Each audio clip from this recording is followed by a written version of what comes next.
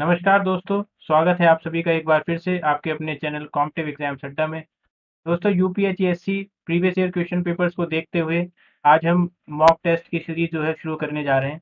और देखिए ये वार्म अप मॉक टेस्ट रहेगा। वार्म अप मॉक टेस्ट का मतलब ये है कि इसमें मैंने जो मीडियम रखा हुआ है मॉक का वो इजी टू मॉडरेट है।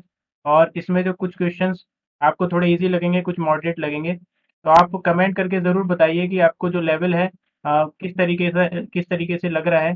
और देखिए यही मीडियम है कि मुझे पता चलेगा कि आपका फीडबैक क्या है इसको लेके। साथ ही मैं आपसे कहूँगा कि अगर आपको मेरा कंटेंट पसंद आता है तो आप चैनल को सब्सक्राइब करना बिल्कुल कंसिडर करें, क्योंकि आने वाले टाइम में इस तरीके के और भी मॉक्स मेरे द्वारा, साथ ही यूपीएससी से रिलेटेड स्टडी मटेरियल और वीडियोस आने वाली हैं, तो आप उससे जुड़ सकते हैं। देखिए दोस्तों, हम शुरुआत करते हैं क्वेश्चन नंबर 1 से। क्वेश्चन नंबर 1 जो है वो है रेड डेटा बुक से रिलेटेड। इसमें जो मैंने क्वेश्चंस रखे हैं हिंदी और इंग्लिश दोनों मीडियम में रखे हुए हैं। देखिए क्वेश्चन है red data book is published by. इस तरीके के question previous year question papers को अगर आप देखेंगे तो आपको ज़रूर इस तरीके के क्वेश्चंस मिल जाएंगे।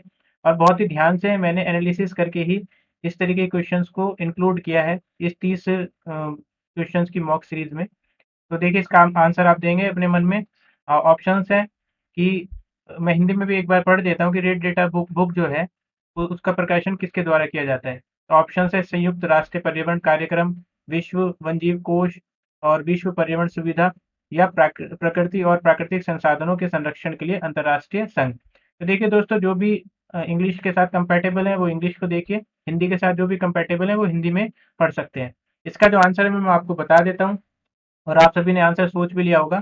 तो आंसर जो है इसका आंसर डी है, international union for the conservation of nature and natural resources. तो देखिए रेड रेड डेटा बुक जो है वो एक्सटेंट और इस तरह की कैटेगरीज में की लिस्ट जो है वनरेबल है। इस तरीके की कैटेगरीज कई सारी रेड डेटा बुक में डिफरेंट डिफरेंट जो स्पीसीज हैं वाइल्ड की, उनके लिए निकाली जाती है। तो इसका जो प्रकाशन किया जाता है वो किया जाता है आईयूसीएन के द्वारा, या प्रकृति और प्राकृतिक संसाधनों के संरक्षण के लिए अंतर्राष्ट्रीय संघ द्वारा। तो ये क्वेश्चन जो है बिल्कुल इस तरह के क्वेश्चन आ सकते हैं, इनको आप बिल्कुल डेमो क्वेश्चंस मान के चलिए। और इसमें से कुछ क्वेश्चन जो है जो सीरीज हम चलाएंगे आपको एज इट इज क्वेश्चंस भी मिल सकते हैं आपके एग्जाम में। अब देखिए दोस्तों, दूसरे क्वेश्चन पे बढ़ते हैं। दूसरा क्वेश्चन है, देखिए bog is a wetland that receives water from. तो देखिए इसका आंसर क्या होगा। दलदल एक आर्द्र भूमि है जो पानी प्राप्त करती है। तो देखिए ये कहाँ से पानी प्राप्त करती है, इसके ऑप्शंस आप देख लीजिए कि नियर बाय वाटर बॉडी, और रेनफॉल ओनली, मेल्टिंग, या सी ओनली। तो देखिए पास के जलाशयों, पिघलने वाली, केवल वर्षा, या केवल समुद्र। तो देखिए इसका आंसर क्या होना चाहिए, आप अपने आंसर्स को अपने हिसाब से जो है टिक कर लेंगे। इसका आंसर मैं बता देता हूँ, आंसर है सी, केवल वर्षा, रेनफॉल ओनली जो है इसका आंसर होगा। और देखिए दोस्तों, इस तरीके के क्वेश्चंस मैंने इंक्लूड क्यों किए हैं इसका रीज़न भी मैं आपको बता देता हूँ। लास्ट टाइम जो है देखिए एक क्वेश्चन आया था, स्टेंसियस क्या है, स्टेंसियस क्या है, इस तरीके का क्वेश्चन पूछा गया था। तो कंसेप्चुअल क्वेश्चन भी आपसे पूछा जा सकता है। ज्योग्राफी का ये क्वेश्चन है। सारे जो पार्ट्स हैं मैंने इंक्लूड करने की कोशिश की है। जो मान लीजिए आपके जीएस का सिलेबस है, ज्योग्राफी, पॉलिटी, ये सारे क्वेश्चंस आपको आगे मिलने वाले हैं। क्वेश्चन नंबर 3 की बात करते हैं हम। क्वेश्चन नंबर 3 में है कि which of the following region is in the very high risk zone of earthquake. तो देखिए ये क्वेश्चंस आपको कहीं ना कहीं थोड़े रिपीटेड जरूर लगेंगे, लेकिन इसी तरीके के क्वेश्चंस आपके एग्जाम में आपको देखने को मिलेंगे। और देखिए इसको, जिसको बिल्कुल भी आइडिया नहीं है कुछ, वो इसको अपने आप उसके लिए क्वेश्चन हार्ड हो जाता है। जिसने कुछ पढ़ा है वो इसको थोड़ा एलिमिनेशन करके या डायरेक्टली भी कर सकता है। तो इसका जो आंसर होगा मैं हिंदी में भी एक बार पढ़ देता हूँ कि निम्नलिखित में से कौन सा क्षेत्र जो है भूकंप के लिए अत्यधिक जोखिम वाले क्षेत्र में आता है। तो आपको आंसर आपको सोच लिए होंगे आपने। इसका जो आंसर है वो है हिमालय क्षेत्र। हिमालयन रीजन में सबसे ज़्यादा रिस्क होता है अर्थक्वेक का। आपने देखा होगा जो सिस्मोग्राफिक, जो ये अर्थक्वेक डिपार्टमेंट के द्वारा एक स्केल निकाला जाता है, एक बेसिकली पिक्चोरियल फॉर्म निकाली जाती है पिक्चर की फॉर्म में। उसमें आपने देखा देखा होगा कि जो रेड लाइन है वो बिल्कुल हिमालयस की जो पट्टी है उस पे रेड लाइन से दर्शाया जाता है। तो इसलिए अर्थक्वेक जो है एक वेरी हाई रिस्क जोन है हिमालयस में। इसके बाद में देखिए दोस्तों, फोर्थ क्वेश्चन, होपफुली आपको दिख रहा होगा क्वेश्चन। इसमें जो है आपको मैच द फॉलोइंग करना है। मैच द फॉलोइंग में क्या करना है कि आपको इंस्टीट्यूट दिए हुए हैं, सिटीज बतानी है। अब देखिए ये क्वेश्चन आपको लग रहा होगा कि ये किस तरीके से पूछ लिया गया है।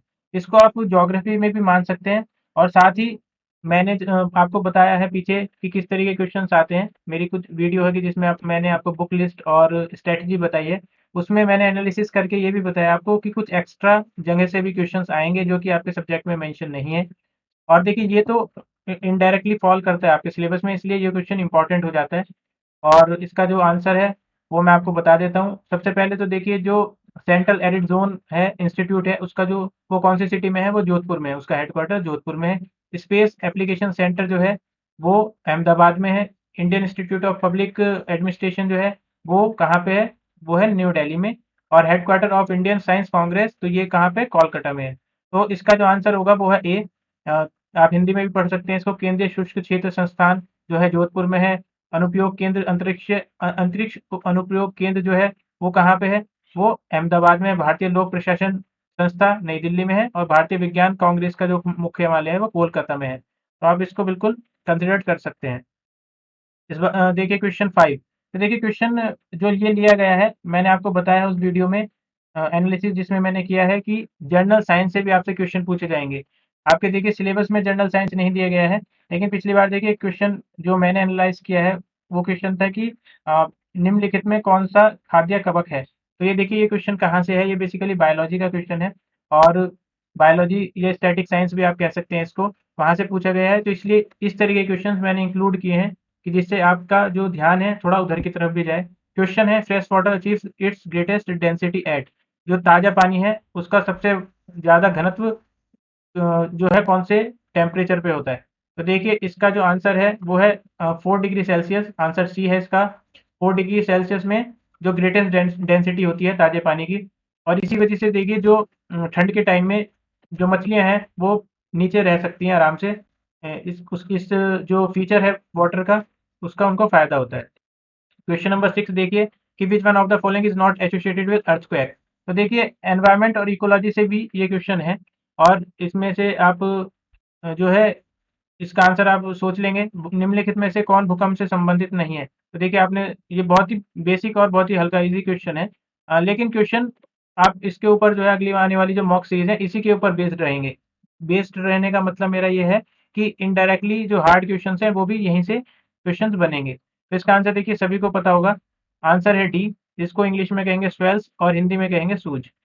इसके बाद में देखिए दोस्तों क्वेश्चन नंबर 7 पे हम आ जाते हैं। 7 का है, tallest tree in the world are found in the region. तो देखिए दोस्तों पिछली बार क्वेश्चन पूछा गया था बायोडायवर्सिटी कौन से रीजन की सबसे रिचर होती है। इस तरीके का क्वेश्चन पूछा गया था कि जैव विविधता निम्नलिखित क्षेत्रों में से किसमें सबसे अधिक पाई जाती है।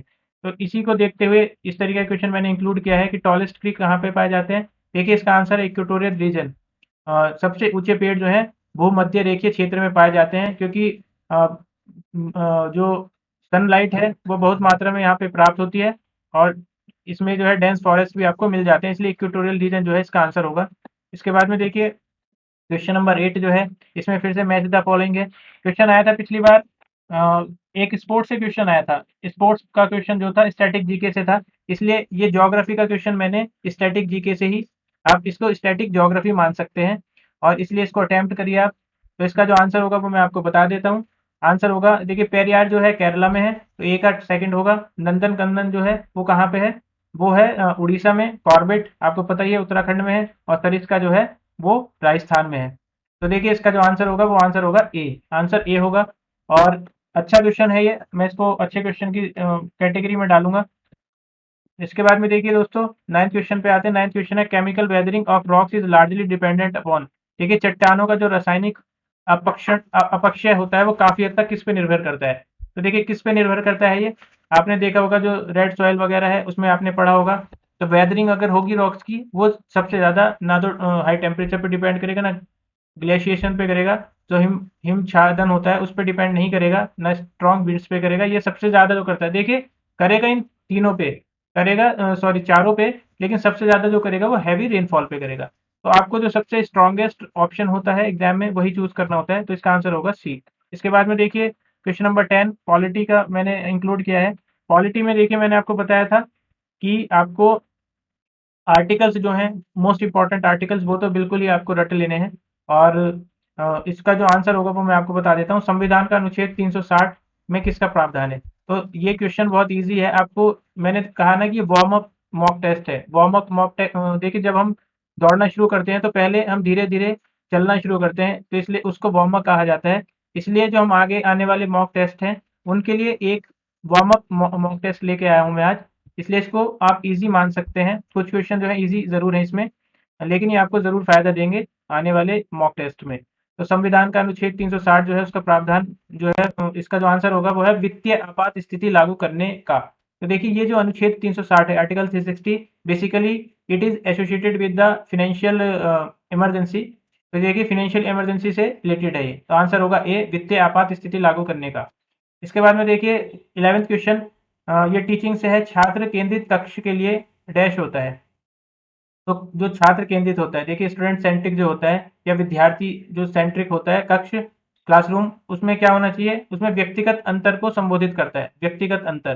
तो इसका आंसर जो है ए है। इसमें भी वही चीज लागू होती है कि आपको जो मोस्ट जो अप्रोप्रिएट आंसर होता है उसको टिक करना होता है। और देखिए कुछ हद तक कुछ और भी जो ऑप्शंस हैं वो भी मैच हो सकते हैं लेकिन सबसे जो मोस्ट एप्रोप्रिएट है सबसे ज़्यादा सटीक जो आंसर है उसको आपको करना है। और टीचिंग और रिसर्च के लिए मैं यही कहूँगा कि आप इस तरीके से चारों जो ऑप्शंस हैं उनको उनको तोल लें एक साथ और जो सबसे आपको बेटर लग रहा है उस पर आप टिक करके आइए। तो इसका जो आंसर होगा व्यक्तिगत अंतर को संबोधित करना। तो छात्र केंद्रित कक्ष का मतलब ये होता है कि बेसिकली जो स्टूडेंट है उस पर सेंट्रिक होना है। ट्रेडिशनल जो तरीका है कि टीचर ने लेक्चर दे दिया वो चीज़ नहीं होती यहाँ पे। वो टीचर सेंट्रिक है। वो जो है शिक्षक केंद्रित कक्ष कहा जाएगा उसको। यहाँ पे जो छात्र केंद्रित कक्ष है उसमें व्यक्तिगत अंतर जो होता है उसी को संबोधन करना होता है।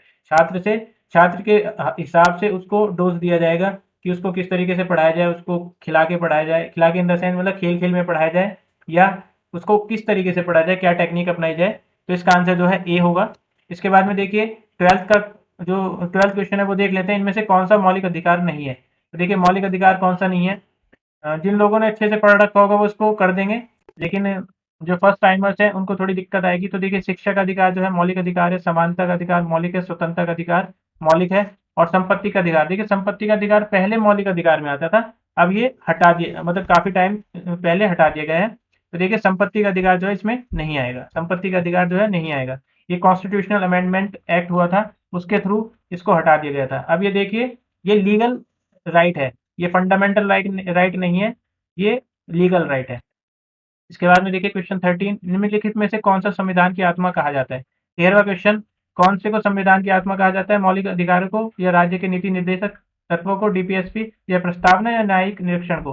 तो देखिए इसमें कहा जाता है प्रस्तावना को। जो संविधान की आत्मा है, संविधान की जो आत्मा है उसको सोल ऑफ कॉन्स्टिट्यूशन कहा जाता है, प्रेम्बल को, प्रस्तावना को। के बाद में देखिए दोस्तों क्वेश्चन नंबर 14 दिसंबर 1928 में अखिल भारतीय समाजवादी युवा आंदोलन का गठन हुआ, इसके अध्यक्ष कौन थे। हिस्ट्री से क्वेश्चन पूछा गया है। पिछली बार देखिए जो कुछ सेइंग्स थी जो कांग्रेस के बारे में चीजें कही गई थी वो पूछी गई थी और जो है स्वराज पार्टी वगैरह से क्वेश्चन पूछा गया था। तो इसी को ध्यान में रखते हुए इसमें अध्यक्ष भी बिल्कुल पूछे जा सकते हैं कि अखिल भारतीय समाजवादी युवा आंदोलन जो है उसका गठन हुआ था, इसके अध्यक्ष कौन थे। तो देखिए इसका जो आंसर है वो है राम मनोहर लोहिया। आंसर जो है राम मनोहर लोहिया है। इसके बाद में देखिए 15 क्वेश्चन जलियांवाला बाग हत्याकांड की जांच के लिए समिति के अध्यक्ष। मोस्ट इंपॉर्टेंट क्वेश्चंस हैं, इस तरीके के क्वेश्चंस आपके बिल्कुल आ सकते हैं एग्जाम में।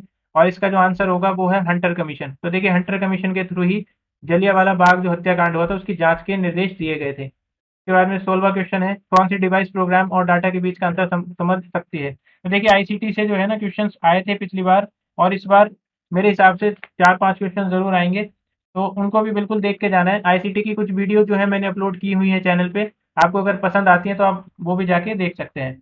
और इसके अलावा और भी हम वीडियोस लेके आएंगे जैसा रिस्पॉन्स रहेगा आप लोगों का। कौन सी डिवाइस प्रोग्राम और डेटा के बीच अंतर समझ सकती है। तो देखिए ये है माइक्रो प्रोसेसर। तो देखिए जो माइक्रो प्रोसेसर होता है वही अंदर समझ सकता है माइक्रो प्रोसेसर। इसके बाद में देखिए 17वां क्वेश्चन एक्सेसरीज जिस स्थान पर सिस्टम यूनिट से जुड़ती हैं उसे क्या कहते हैं। तो देखिए कोई भी एक्सेसरीज जो है मान लीजिए आप माउस लगा रहे हैं या आप पोर्ट में ईयरफोन लगा रहे हैं अपना सिस्टम में, मतलब एक तरीके से जो आप पीसी में लगाते हैं अपने लैपटॉप में लगाते हैं उसी को यहाँ पे सिस्टम यूनिट कहा गया है। तो एक्सेसरीज जहाँ पे लगाते हैं मान लीजिए पोर्टेबल आप कीबोर्ड लगा रहे हैं वो किसके थ्रू लगाते हैं, तो वो जुड़ता है पोर्ट के थ्रू। तो इसका आंसर जो है पोर्ट आंसर होगा इसका। इसके बाद में देखिए 18वां क्वेश्चन इथरनेट संबंधित है। इस तरीके ये छोटा सा क्वेश्चन लग रहा होगा आपको लेकिन आपको अगर नहीं पता है तो आपको सर दर्द कर सकता है एग्जाम में। तो इसलिए ये कंसेप्ट थोड़े क्लियर होने चाहिए। ये जो मैं बता रहा हूँ आपको लैन वैन मैन रैन ये सारी चीज़ें तो आपको बिल्कुल पक्का होना चाहिए। इसके ऊपर भी मैंने वीडियो बनाई हुई है, आप जाके देख सकते हैं। और इसका जो आंसर होगा वो है लैन। तो देखिए लोकल एरिया नेटवर्क जो होता है उसी को बेसिकली एक तरीके से ईथरनेट कहा जाता है। ईथरनेट जो है लैन को ही कहा जाता है।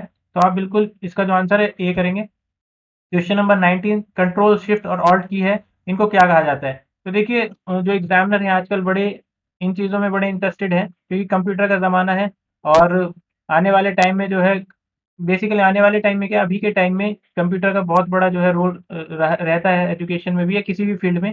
तो इस तरीके की चीज़ें आपको कंप्यूटर नॉलेज होनी चाहिए, बेसिक नॉलेज। तो आपको पता होना चाहिए कंट्रोल शिफ्ट ऑल्ट जो है ये कौन सी कुंजियाँ कहलाती हैं। तो देखिए इसका जो आंसर है वो है, आप इसमें से बिल्कुल ये जो ऑप्शंस हैं थोड़े क्या हो गए हैं, कॉपी हो गए हैं। तो अल्फा न्यूमेरिक इसका आंसर होगा, अल्फा न्यूमेरिक इसका आंसर होगा। इसमें देखिए फंक्शन की है, फंक्शन की नहीं होती हैं ये। फंक्शन की जो आपकी F1 से F12 तक दी होती है ऊपर, उनको फंक्शंस की कहा जाता है। जॉयस्टिक जो है, जॉयस्टिक एक अलग चीज़ है। जॉयस्टिक जो है बेसिकली एक इनपुट डिवाइस है जिससे गेमिंग वेमिंग के टाइम पे इंस्ट्रक्शंस दिए जाते हैं, इनपुट दिया जाता है। तो ये थोड़ी-सी शब्दावली जो है, टर्मिनोलॉजीज़ आपको पता होनी चाहिए। जैसे जॉयस्टिक की हमने बात की, इस तरीके की चीज़ें एग्ज़ाम में आ सकती हैं। 20 क्वेश्चन जो है वो है विश्वविद्यालय अनुदान आयोग के प्रथम अध्यक्ष कौन थे? तो देखिए यूजीसी से जो क्वेश्चन है, जो आपके सिलेबस में यूनिट दे रखी है रोल ऑफ यूजीसी, वहाँ से ये क्वेश्चन मैंने उसको दृष्टि में रखते हुए बनाया है। और इसमें जो पहले अध्यक्ष थे वो कौन थे? इसका जो आंसर होगा वो है सीडी देशमुख। तो विश्वविद्यालय अनुदान आयोग के जो पहले अध्यक्ष थे वो है सीडी देशमुख। और इसके बाद में देखिए इस तरीके से एसेशन और रीजनिंग का क्वेश्चन भी एक आध जरूर पूछा जाता है एग्जाम में, तो इसलिए मैंने इंक्लूड किया है इसको। उच्च शिक्षा की गुणवत्ता विनियम के लिए यूजीसी की स्थापना भारतीय संसद के एक अधिनियम द्वारा की गई थी। बिल्कुल सही बात है, अधिनियम द्वारा ही की गई थी। अधिनियम आप बताएंगे, बिल्कुल आपको पता भी होना चाहिए एग्जाम में। देखिए ये क्वेश्चन भी आ सकता है, कौन से अधिनियम जो है कब बनाया गया था और कौन सा एक्ट था, बेसिकली वो आपको पता होना चाहिए। तो आप कमेंट बॉक्स में इसका आंसर बताएंगे मुझे। और कथन जो है वो है केंद्रीय विश्वविद्यालय की कार्यकारी परिषद संकाय की भर्ती के लिए न्यूनतम योग्यता निर्धारित के लिए सशक्त है। तो देखिए जो केंद्रीय विश्वविद्यालय की कार्यकारी परिषद होती है, जो काउंसिल होती है, क्या उसके द्वारा डिपार्टमेंट की भर्ती के लिए जो मिनिमम क्वालिफिकेशंस होती हैं वो निर्धारित करता है? तो देखिए मुझे इसमें बिल्कुल मैं इसको सही नहीं कहूँगा, ये निर्धारित करता है यूजीसी अपने आप। और ये कथन जो है दूसरा जो है गलत हो जाएगा, पहला कथन सही है, इसलिए इसका आंसर थर्ड होगा। कथन एक सही है लेकिन कथन दो जो है वो गलत है, तो इसका आंसर जो है थर्ड होगा। 22 क्वेश्चन जो है वो यूजीसी ने सभी उच्च शिक्षा संस्थानों के लिए सीबीसीएस आरंभ किया है क्योंकि।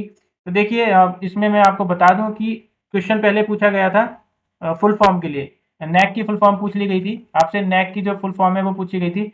तो इसी तरीके से सीबीसीएस वगैरह की फुल फॉर्म आपसे पूछी जा सकती है। यूजीसी से रिलेटेड जितनी भी फुल फॉर्म्स आपकी हो सकती हैं, जैसे आईक्यूआईसी, आगे मैं बताऊंगा क्वेश्चन भी है उससे रिलेटेड। तो आईक्यूआईसी बहुत ज़्यादा चल रहा है अभी, तो वो जरूर पूछा जा सकता है आपसे। और आईसीक्यूआईसी की जो निरीक्षण है वो भी डिफरेंट डिफरेंट यूनिवर्सिटीज में होने वाले हैं, तो इसी चीज़ को ध्यान में रखते हुए क्वेश्चन पूछा जा सकता है आपसे। इसका आंसर मैं आपको बता देता हूँ। यूजीसी के सभी उच्च शिक्षा संस्थानों के लिए जो सीबीसीएस आरंभ किया है उसका उद्देश्य क्या है? तो उसका उद्देश्य यह है कि यह लचीलेपन को स्वीकार करने की आवश्यकता है ताकि छात्र अपनी रुचि के लिए कोर्स चुन सके। तो देखिए क्रेडिट बेस्ड कोर्स सिस्टम जो था CBCS, credit based course system, तो इसमें क्या था कि आप अपने आवश्यकता के अनुसार कोर्स को चुन सकते थे, दो कोर्सेज को एक साथ मिला के चुन सकते थे। मान लीजिए किसी को इकोनॉमिक्स के साथ में जो है मैथ्स करना है, इस तरीके की चीज़ें मिक्सचर जो है इसमें ऑप्शंस आपको दिए गए हैं। 23 जो है संकाय के अध्यक्ष की नियुक्ति कौन करता है? संकाय का जो अध्यक्ष है उसकी नियुक्ति कौन करता है? तो देखिए इसकी नियुक्ति की जाती है कुलपति द्वारा। इस तरीके से क्वेश्चन भी पूछा जा सकता है, क्योंकि यूजीसी से रिलेटेड है, आपसे बिल्कुल पूछा जा सकता है, टीचिंग से भी रिलेटेड है ये। तो कुलपति इसकी नियुक्ति करता है संकाय के अध्यक्ष की। 24 है निम्नलिखित में कौन सा देश कैस्पियन सागर की सीमा पर नहीं है? ज्योग्राफी का क्वेश्चन है। इस तरीके के जो स्टैटिक क्वेश्चन है आपको बिल्कुल तैयार कर लेने हैं। और इसका जो आंसर होगा वो है पोलैंड, थर्ड आंसर होगा इसका पोलैंड। तो देखिए कैस्पियन सी जो है वो सराउंडेड है, आप इसको याद कर सकते हैं तारीख से। तारीख जो है इसके लिए एक शॉर्ट मेमोनिक्स है, और इसमें जो है अजरबैजान आता है, रशिया आता है, और बेसिकली तुर्कमेनिस्तान आता है। तो ये सारी कंट्रीज इसको घेरती हैं, लेकिन ये जो है ईरान आता है, पोलैंड नहीं घेरती है इसमें। कैस्पियन सी को जो है पोलैंड नहीं, सीमा में नहीं आता है। उसके बाद देखिए क्वेश्चन 25 बेहतर गुणवत्ता के लिए भारतीय विश्वविद्यालयों ने डैश शुरू किया है। तो देखिए ये मैं क्वेश्चन आपको अभी बता रहा था, इन्होंने शुरू किया है बेहतर गुणवत्ता के लिए आई क्यू